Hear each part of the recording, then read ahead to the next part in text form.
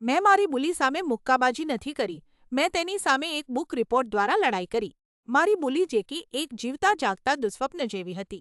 તે એક એવી લોકપ્રિય છોકરી હતી જે બીજાને હેરાન કરવામાં જ આનંદ માણતી અને અમે એક નાની કેથોલિક સ્કૂલમાં હતા એટલે તેનાથી બચવાનો કોઈ રસ્તો નહોતો. તે ક્રૂટ હતી પણ સાથે સાથે આળસુ પણ હતી. 6ઠ્ઠા ધોરણમાં અમારી ટીચર સિસ્ટર લુઈસે અમને બુક રિપોર્ટ લખવાનું કામ આપ્યું. જેકીએ 4થા ધોરણના એક સાદા પુસ્તક પર પ્રેઝન્ટેશન આપ્યું. પણ અહીં એક વાત હતી, તેણે ખરેખર એ પુસ્તક વાંચ્યું જ નહોતું. તેણે પુસ્તકના કવર પરના ચિત્રો જોઈને પોતાની રીતે એક ખોટી વાર્તા બનાવી દીધી. તે જ દિવસે બસમાં તેણે મારી સાથે ખૂબ જ ખરાબ વ્યવહાર કર્યો. હું હવે કંટાળી ગઈ હતી.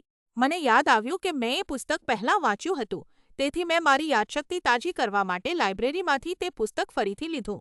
મેં શક્ય તેટલો ઊંડાણપૂર્વક અને વિગતવાર રિપોર્ટ લખ્યો, જેમાં મેં એ દરેક મુદ્દા પર ભાર મૂક્યો જે સાબિત કરે કે જેકીની વાર્તા જૂઠી હતી. મને પૂરેપૂરા 100% મળ્યા અને જેકી? તેને માત્ર 25% મળ્યા. તેની મમ્મીને સ્કૂલે બોલાવવામાં આવ્યા અને તેની ચોરીને કારણે ટીચરે આખા ક્લાસ માટે સરળ પુસ્તકો પર પ્રતિબંધ મૂકી દીધો.